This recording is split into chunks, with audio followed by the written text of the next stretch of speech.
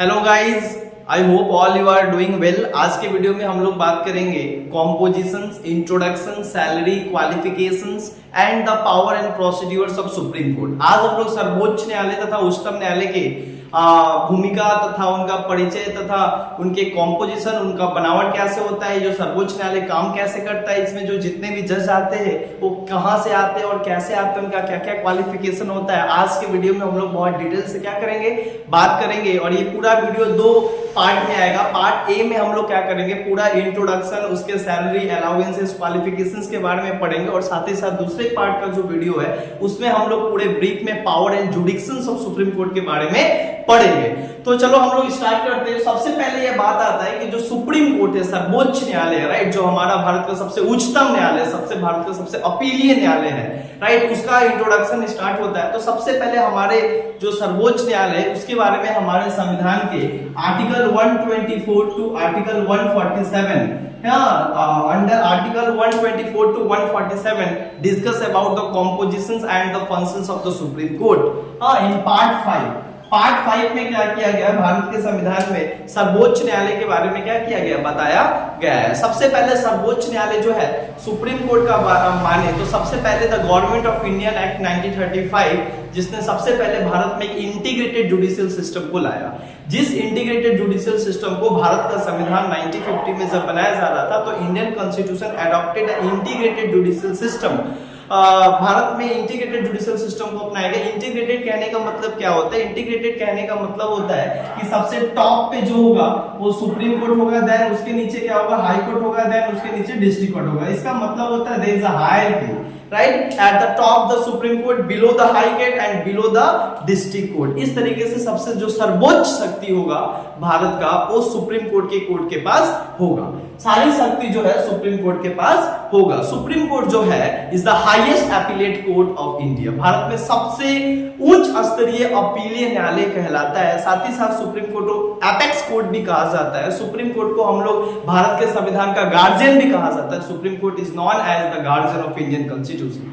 सर्वोच्च न्यायालय को लोगों के मौलिक अधिकारों का रक्षक भी कहा जाता है, गारंटर भी कहा जाता है, डिफेंडर भी कहा जाता है, प्रोटेक्टर भी कहा जाता है। सो इस तरीके से जो सर्वोच्च न्यायालय है हमारे देश में एक फेडरल कोर्ट के रूप में क्या करता है, काम करता है। फेडरल कोर्ट कहने का मतलब होता है जो राज्य के मामला के साथ साथ केंद्र सरकार के भी मामलों को क्या करता है, सुनता है। तो सुप्रीम कोर्ट क्या करता है, deal with the centre and state matters, इसीलिए इसको फेडरल कोर्ट भी हम लोग कहते हैं। तो हम लोग इसके बारे में सबसे पहले जो सुप्रीम कोर्ट का स्टार्ट होता है वो 28 जनवरी 1950 से क्या होता है कि सुप्रीम कोर्ट अपना काम करना स्टार्ट करता है। सर्वोच्च न्यायालय भारत में 28 जनवरी 1950 ईस्वी से अपना एक स्वतंत्र काम करना क्या करता है, भारत में स्टार्ट करता है। दूसरा, सबसे पहले हम लोग इंट्रोडक्शन के बारे में बात करने के बाद अब हम लोग जाएंगे कॉम्पोजिशन की। जो सुप्रीम कोर्ट है, एक्चुअली सुप्रीम कोर्ट में कितने जजेस को लेकर बनता है, ये जो सर्वोच्च न्यायालय है इसमें कितने जजेस आते हैं जो पूरे देश भर में क्या करते हैं, जो जस्टिस देने का काम करते हैं। और पूरे देश का जो न्याय व्यवस्था होता है वो उन्हीं के ऊपर क्या होता है, टिका होता है। साथ ही साथ कॉम्पोजिशन का अगर बात करें तो सर्वोच्च न्यायालय में total at present the supreme court shell consist of 34 जजेस। आज जो है 34 जजों को क्या होता है लेकर पूरा सर्वोच्च न्यायालय का निर्माण होता है। हाँ जी, ठीक सुना आपने, पूरे 34 जजों को ही लेकर पूरा सुप्रीम कोर्ट क्या करता है, आज पूरे भारत में अपना न्याय देता है। वो स्टेट मैटर्स को भी सुनता है, वो कॉन्स्टिट्यूशनल मैटर्स को भी सुनता है और फेडरल मैटर्स को भी वो क्या करता है, सुलझाता है। इसीलिए सर्वोच्च न्यायालय को दुनिया का सबसे बड़ा और सबसे पावरफुल न्यायालय कहा जाता है। सर अल्लादीन स्वामी अयंगर का कहना था कि supreme court of India has the most powerful supreme court in the world, पूरी दुनिया का सबसे सर्वोच्च शक्ति वाला क्या है, हमारा कोर्ट है। क्यों है, क्योंकि इसमें केवल 34 जज ही मिलकर क्या करते हैं, पूरे देश के मामलों का क्या करते हैं, सुनवाई करते हैं। 34 जजों में 33 जो जज होते हैं वो क्या होते हैं, 33 जज होते हैं और एक जो होते हैं उनको हम लोग कहते हैं CGI, chief justice of India, जिनको भारत का मुख्य न्यायाधीश कहा जाता है, जो सुप्रीम कोर्ट का क्या होते हैं, सभी बेंचों का हेड होते हैं, राइट। तो तो इस तरीके से अगर देखा जाए तो 34 जजों का ये टीम जो पूरा सुप्रीम कोर्ट को क्या करता है, लीड करता है, सुप्रीम कोर्ट का निर्माण होता है। लेकिन अगर बात किया जाए कि जब भारत का संविधान तैयार होता है और सबसे पहले जब सुप्रीम कोर्ट काम करना स्टार्ट करता है 28 जनवरी 1950 ईस्वी को, तो सबसे पहले ये 7 जजों को लेकर क्या किया गया था, सुप्रीम कोर्ट का निर्माण किया गया था 1950 में। फिर 1956 में क्या किया गया, इसकी संख्या बढ़ाकर 10 कर दिया गया।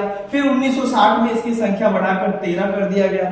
फिर इसके बाद में संख्या बढ़ाकर 17 कर दिया गया। और इस तरीके से क्या किया गया, आगे 17 से फिर उसके बाद इसको 25 कर दिया गया। फिर 2008 में इसकी संख्या 30 कर दिया गया। और उसके बाद फिर 2019 सुप्रीम कोर्ट अमेंडमेंट एक्ट में पार्लियामेंट क्या करता है कि 33 कर देता है। तो एट प्रेजेंट अगर कोई बोले कि कितने जजेस है सुप्रीम कोर्ट में, तो टोटल 33 जज है और एक सीजीआई है, इसको मिलाकर टोटल हो जाता है 34। तो 34 जजों का टीम क्या करता है, पूरे सुप्रीम कोर्ट के मैटर्स को सॉल्व आउट करता है। साथ ही साथ हम लोग को यहाँ ये पता चलता है कि ये जो संख्या है दिन पर दिन कैसे बढ़ता है। ये संख्या क्या होता है कि मैटर्स, कॉन्स्टिट्यूशनल मैटर्स और काम का जितना ज्यादा वर्कलोड क्या होता है, बढ़ता है, उतना ज्यादा क्या होता है, ये मैटर्स। तो सर्वोच्च न्यायालय में जो ये संख्या टाइम टू टाइम बढ़ाया जाता है पार्लियामेंट के द्वारा, ये बढ़ाया जाता है on the workload of the supreme court. जितना ज्यादा क्या होता है सुप्रीम कोर्ट का काम बढ़ जाता है, उतना ज्यादा पार्लियामेंट क्या करता है, उस काम को जल्दी जल्दी क्या करने के लिए, सुलझाने के लिए टाइम टू टाइम क्या करता है, जजों के नंबर में इंक्रीज करता है। ये पार्लियामेंट के पास अधिकार है, वो क्या कर सकता है, जजों की संख्या टाइम टू टाइम क्या कर सकता है, बढ़ा सकता है। साथ ही साथ क्या होता है कि हम लोग को ये समझ में आया कि 34 जजेस ये होते हैं और इस तरीके से क्या होता है कि पूरे सर्वोच्च न्यायालय का क्या होता है, निर्माण होता है। साथ ही साथ अब हम लोग कंपोजिशन के बाद, बनावट के बाद हम लोग पढ़ेंगे कि जो जजेस आते हैं वो आते कैसे, उनको अपॉइंट कौन करता है। तो अपॉइंटमेंट, इनके जो जजेस होते हैं सुप्रीम कोर्ट के जितने भी जजेस होते हैं सभी का अपॉइंटमेंट किसके द्वारा होता है, तो सभी का अपॉइंटमेंट, ऑल द जजेस of supreme court are appointed by the president after the consultation of the senior most जजेस। सबसे पहले क्या होता है कि सबसे पहले हम लोग सीजीआई का बात करेंगे कि जो सीजीआई है, chief justice of India, Bharat का जो मुख्य न्यायाधीश है, उनका नियुक्ति कौन करता है। तो उनका भी नियुक्ति क्या होता है कि प्रेसिडेंट के द्वारा ही होता है। इनका भी नियुक्ति प्रेसिडेंट के द्वारा होता है, लेकिन president after the consultation court and all the chief justice of high court, उनके कंसल्टेशन, उनके सहमति के बाद क्या होता है कि सीजीआई को अपॉइंट किया जाता है।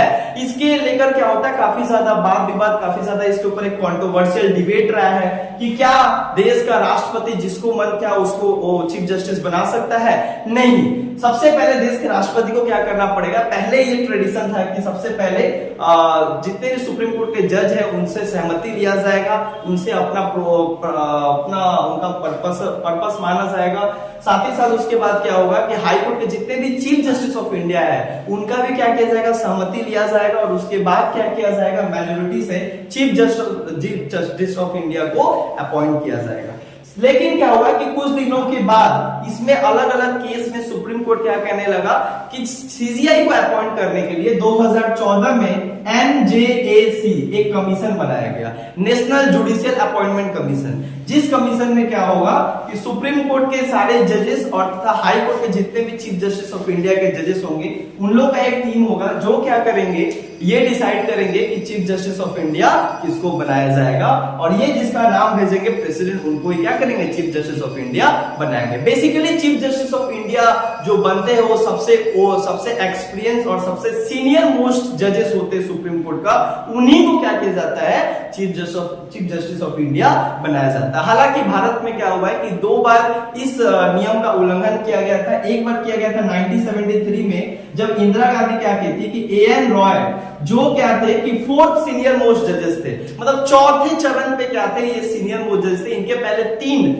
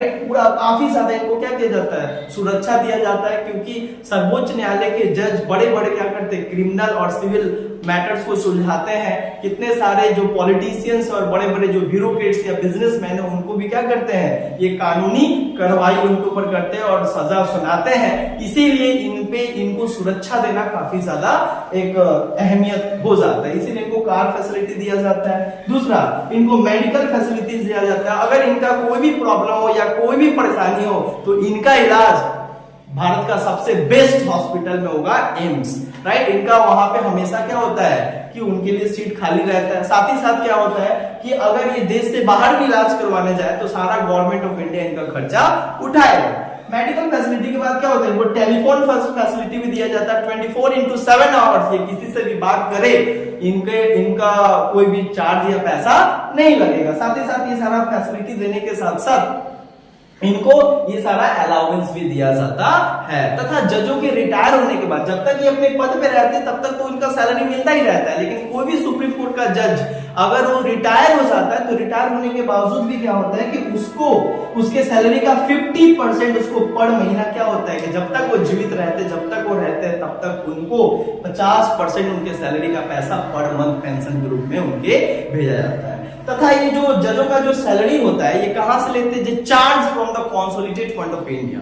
इनको जो सैलरी दिया जाता है वो भारत के संवैधानिक नीति से दिया जाता है, कंसोलिडेटेड फंड ऑफ इंडिया से दिया जाता है। इनका जो पैसा होता है ये मंथ के 10 दिन पहले ही आ जाता है, क्योंकि इनका पैसा देना काफी ज्यादा जरूरी है, राइट। और इनका सैलरी कभी भी मतलब घटाया नहीं जा सकता है, रोका नहीं जा सकता है, राइट। एक ही समय में रोका जा सकता है जब देश में फाइनेंशियल इमरजेंसी, राइट, जब देश में वित्तीय आपातकाल आ जाए, देश में पैसा ना हो और संकट में देश हो, सरकार संकट में हो, उस समय इनको पैसा रोका जा सकता है उस समय के लिए। लेकिन और किसी भी कारण से इनका सैलरी कभी भी क्या किया जाएगा, रोका भी नहीं जाएगा और ना कम किया जाएगा। इस तरीके से ये जो सर्वोच्च न्यायालय का क्या है, ये सैलरी एंड अलाउंसेस है। इनका पावर इतना होता है कि इनको तो कॉल तक नहीं कर सकते हम लोग, राइट। इनको कॉल तक नहीं कर सकते, मैसेज तक नहीं कर सकते, राइट। इनका जो लास्ट डिसीजन है जहां खड़े हो जाए वहीं पे वो वकालत हो जाता है, अदालत बन जाता है। और इनका निर्णय देश के सभी जितने भी कोर्ट है, district court and high court, उनके लिए कानून बन जाता है और उनको कानून मानना पड़ता है, राइट। साथ ही साथ क्या होता है कि सैलरी एंड अलाउंसेस के बाद हम लोग बात करते हैं इनके रिमूवल का, कि क्या देश का जो सर्वोच्च न्यायालय होता है, जो इतना बड़ा कॉन्स्टिट्यूशनल पोस्ट होता है, इतना ज्यादा लीगल पोस्ट और पावरफुल पोस्ट होता है, इतना शक्तिशाली जो जज होते हैं, क्या उनको भी हटाया जा सकता है?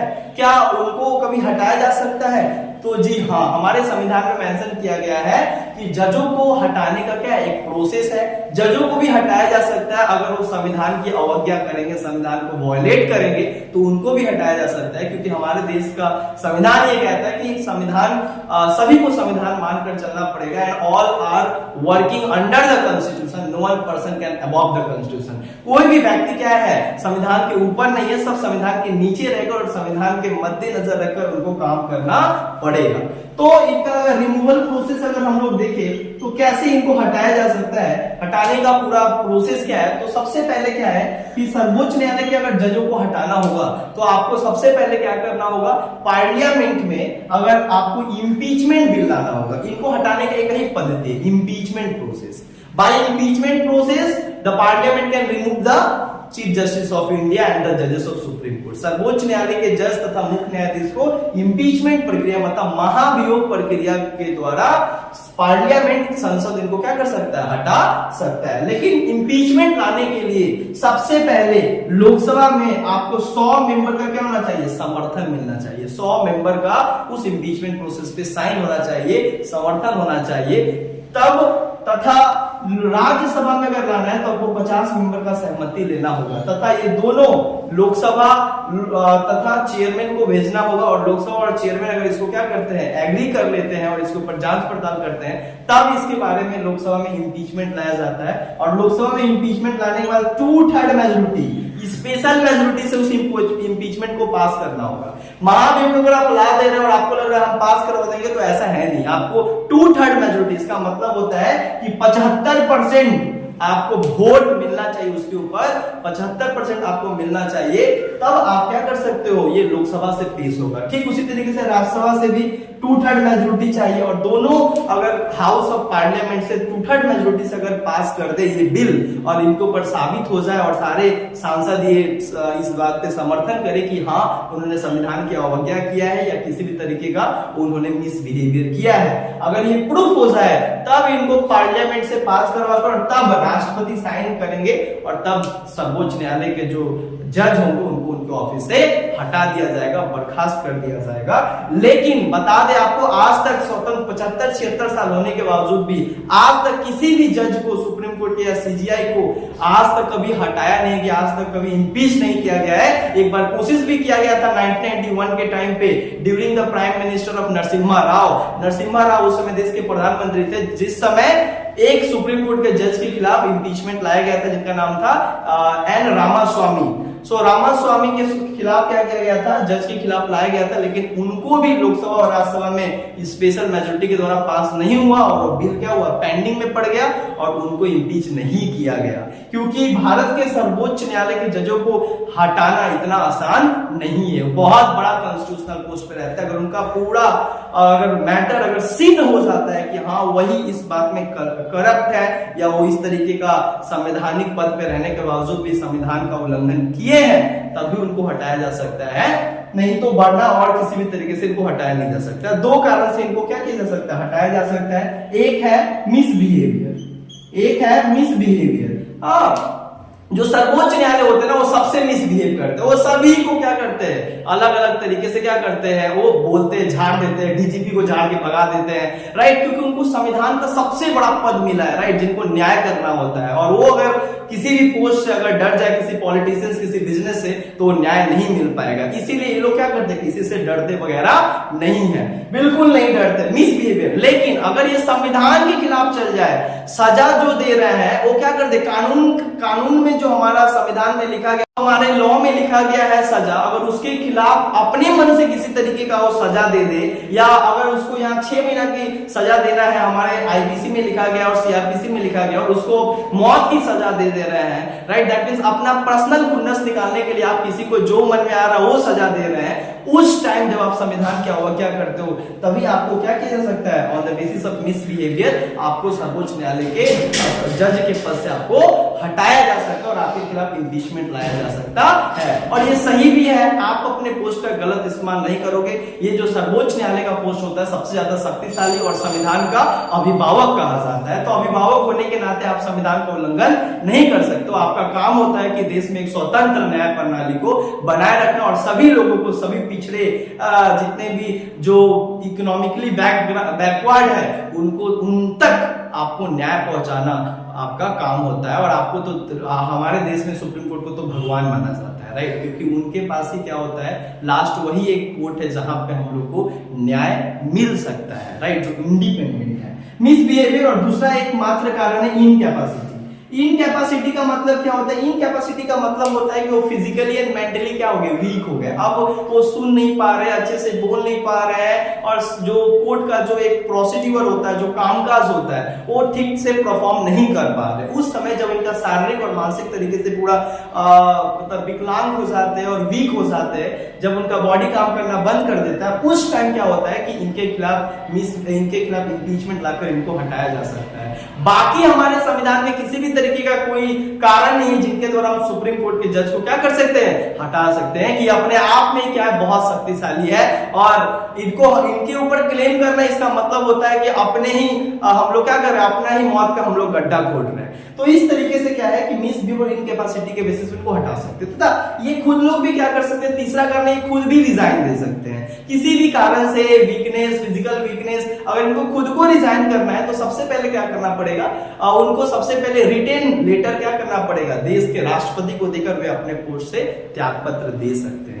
ये खुद से रिजाइन दे सकते हैं, लेकिन इनको हटाने का केवल एक ही पद्धति है जिसको हम लोग बोलते हैं इम्पीचमेंट। इस तरीके से अगर सर्वोच्च न्यायालय का हम लोग ये पूरा क्या है प्रोसेस देखने के बाद हम लोग कह सकते हैं कि सर्वोच्च न्यायालय का जो सबसे प्रथम जो चीफ जस्टिस ऑफ इंडिया था, जिसका नाम था एच.जे. कानिया, हरिलाल जे कानिया, राइट, जो भारत के प्रथम सर्वोच्च न्यायालय के मुख्य न्यायाधीश थे। राइट। और भारत में अगर बोला जाए कि the first Islamic chief justice of India तो एम हिदायतुल्लाह भारत का पहला क्या था, मतलब मुस्लिम भारत का मुख्य न्यायाधीश थे। और अगर बात किया जाए भारत का प्रथम महिला मुख्य न्यायाधीश का बात किया जाए, the first female chief justice of India का तो लीला सेठ, जो भारत की प्रथम महिला मुख्य न्यायाधीश बनी थी। और एट प्रेजेंट अगर बात किया जाए तो डीवाई चंद्रचूड़, जो हमारे भारत के अभी वर्तमान 50वें क्या है, chief justice of India, Bharat के मुख्य न्यायाधीश है। तो इस तरीके से हम लोग पूरा सुप्रीम कोर्ट के